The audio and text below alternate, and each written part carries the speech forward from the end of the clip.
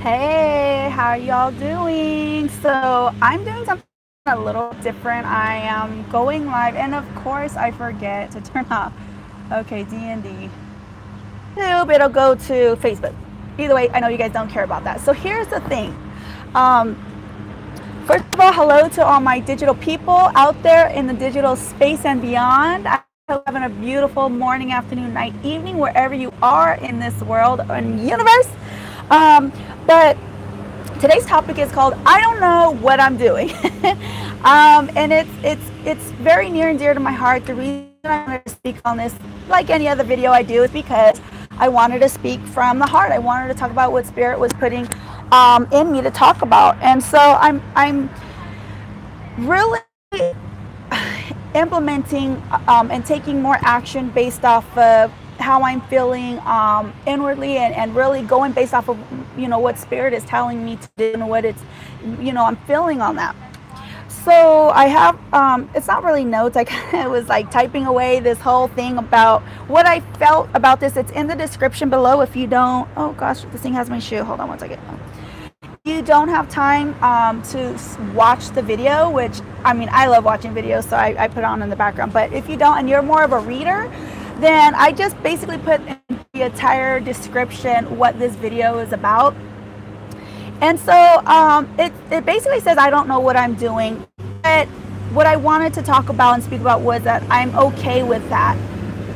I'm actually very okay with figuring things out along the way. Somewhere on my path, I'd say since the age of 18, I have found a way to be very comfortable in making these radical decisions and movements in my life that other people would just be like, well, why? Like it's literally a radical decision. It's literally a radical move. Like, well, why do that? So if you don't know a lot of my background and history, I always love to give a backstory about things. I love, speaking about stories and analogies and things of that nature. But when I was 18, 2 weeks after I graduated, well, obviously prior to that, I had agreed to enlist in the military. And when I was 18, literally 2 weeks after I graduated, I was shipped off, as a statement goes. I was shipped off. I was sent to Fort Missouri. Oh my God, what was it? It was Fort something, Missouri, whatever. I was sent to Missouri. It was freaking hot. It was freaking muggy. It was just freaking crazy. And it was one of the scariest things I did, but something in me told me, like, this is what a lot of people have a problem or issue with saying you should things, but I mean, that's what I felt. It was a feeling of, you need to do this. It wasn't just like you should do this, but like you need to do this. And I really couldn't explain it. It was something I just felt, and my mom was very upset. We don't have a lot of military history background in my mom's side of the family, or even my father's side.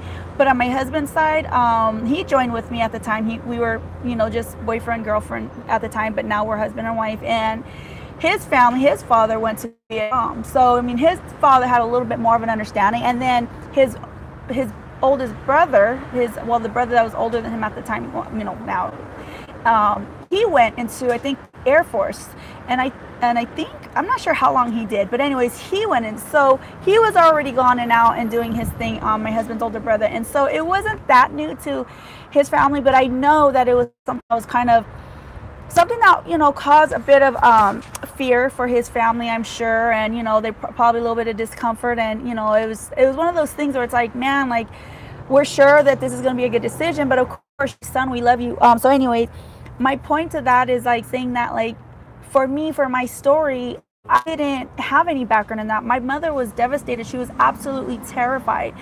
I could even say it probably even broke her a little bit. A piece of herself went with me because I was her buddy.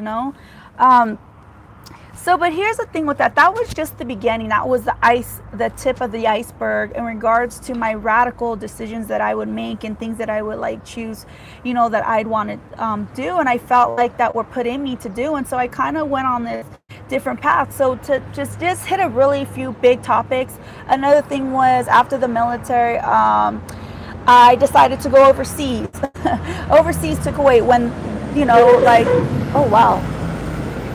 when you know, Iraqi freedom was going on, and enduring freedom was going on, you know, the name of the wars that were going on and all that. So, you know, most people would be like, well, why are you going over there? Like, what the heck are you doing? And it was just, you know, I had then left Kuwait to come back because me and my husband were not physically together. Like, we were married, but like, I was out there working. He was back in the States, here, you know, doing his thing, trying to get a job, whatever. And it was very confusing. A lot of stuff happened. So I decided to quit that job, which for me at the time, I was, I think, like 21 when I went out there and I made the decision to go overseas. And I was getting, you know, a pretty decent amount of money for a 21-year-old. I was making like $5,000 to $6,000, you know, a month and stuff. So, but to be in that position to say, okay, what do I choose? Do I choose my marriage or do I choose money? Like, what do I choose? I mean, yeah, I was making good money, but it was not, you know, something that like I couldn't ever get again. And I knew that. So I made, you know, the radical decision to literally quit. I think within 3 days, I gave my resignation. I sold, or actually, I think I gave away most of my stuff because I just, at that point, it did not matter. Nothing mattered at that point other than me knowing that I had to be home and I had to come home. And then I took off. I left. And so that was another thing. Another thing was me and my husband went back out to overseas. And then we ended up, after, you know, I think a month short of 2 years, our plan was to be 2 years. We're like, you know what, let's like, not, actually it was more my idea, but I was like, you know what, I'm getting sick and tired of this. It's like killing me. I don't want to do this anymore. So like, let's stop this and do something else. And, you know, and it was like, well, let's go to college, you know, like, let's just do it. And most people would be stuck in this state of, well, let's plan it. Let's think about it. What college are we going to go to? They have to know all this stuff before they make these decisions, you know. After that, we decided, okay, well, we're going to college. First radical decision. Second thing was, okay, where are we going to go? And again, I was just like, let's go to New York. A lot of people were like, why? You know, we had a lot of family. I was like, why do that? Why do you want to go? Like, don't you want to know this and this and that? And you don't know how it is over there. And it's just like, it was all these questions and all these things of why we shouldn't. And we were just basically like, well, why not? So we did that. I had three home births, unassisted home births, meaning it was just myself and my husband there in the room delivering the baby. There's no midwives, there's no doctors, no medical, nothing. And a lot of people like, their mind is blown from that. Other people are like, oh my God, like what? Like some people were kind of like so amazed. It was really kind of almost, it was a lot of emotions and mixed feelings how I felt about that. It was like, you would think it'd be endearing, but it's kind of annoying. It was like, really, like this is that like foreign to you. And so, you know, because a lot of people, especially in the medical industry, are used to being told what to do and how to do it, when to do it, and all that, and they don't question things. Like, okay, you're the expert, you know this, and that's it. They don't question things. They're not saying to get advice and to seek out, you know, expert opinion and people that have been there, done that, and all.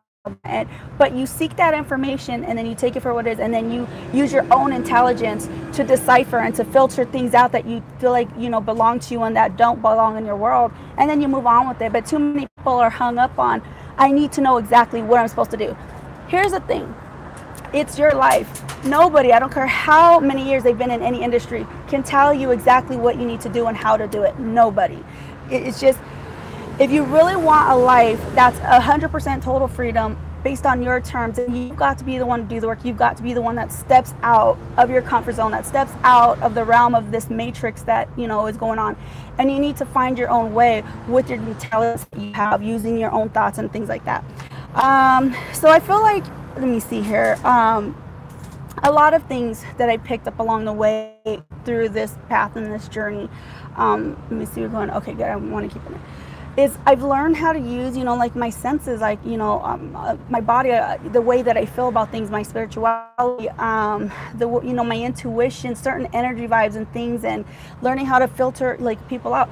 I've learned a lot of that, and a lot of people are afraid of that too. They don't want to learn that because, number one, people don't want to learn new things. They want to figure something out and then stay stagnant where they're at. They want to plateau at one place. And here's the thing about that. If you're genuinely happy and okay with that, then good. That's the point, right? That's the point of life is being happy, feeling fulfilled, you know, helping others where you can. And actually, I think it's really about building yourself up, getting yourself to a place, and then so you can help other people. So you can help pull people out of, you know, of their misery. And it's really, you can't really pull anybody. I really don't even want like that term, because people have to be able to push themselves. They have to be able to want it before they can move. So give me 1 second. I just want to make sure I'm hitting on some of my notes on the post. And wanting to go in. It's really super noisy today for some reason. I'm sorry. I guess I chose the wrong day to do this, but that's okay. We're gonna get through this. Let's see. So here's the thing that I really wanted to, at the end of whatever you get out of this video, it's about this. There's more I wanted to say, but I think I'm gonna cut it short because it's a bit noisy. The traffic's a bit heavy today. Usually it's nice and peaceful and quiet. But I want you to get this out of this video is the only person that can get you moving, the only person that can make the decision for you, the only person that can really understand what you're meant to do, what you need to be doing, why you need to be doing it, is you. It was all placed there already prior to you ever being born. You were put here for purpose, and the desires that you have and everything that's in you, it was placed in you as a guidance, as your compass. And from time to time, you know, of course, it goes without saying when you say, you know, the choice basically is yours. And I know some people will be like, well, that's just so offensive because God put us here and all this. Yes, I understand that.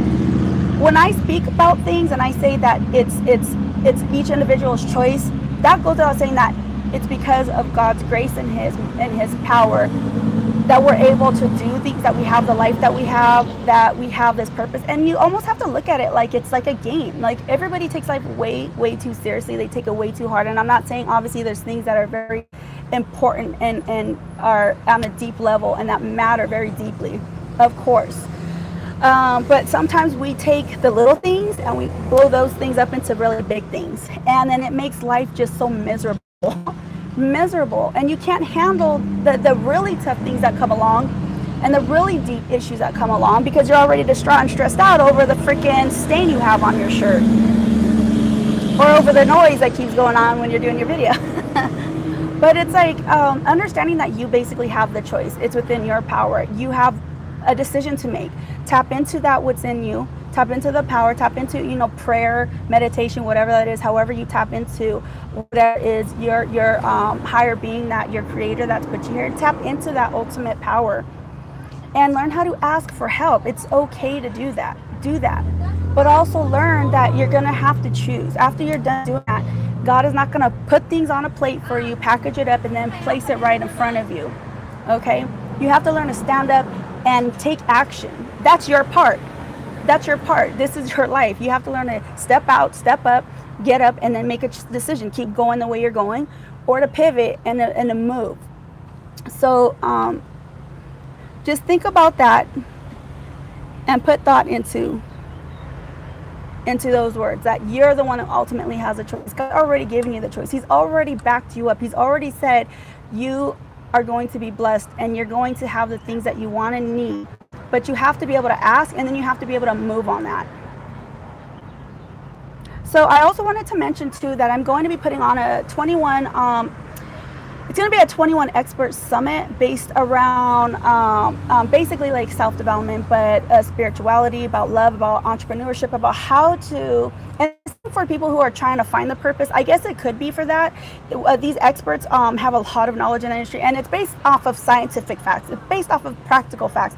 It's based off of the woo-woo stuff too. It's based off of all of that, and it's packaged into 21 experts is just going to share one thing that has helped them in their life, and not just help them like information, but things that you can take into account and take action on in your life to get you to at least shift. So if you want to use it to help you find your purpose, that's fine. Obviously, it's not like you look at 21 videos and, oh, you know everything you need to know. No, it takes time and it takes work, because it's a process of transformation and shifting and growing. But get started.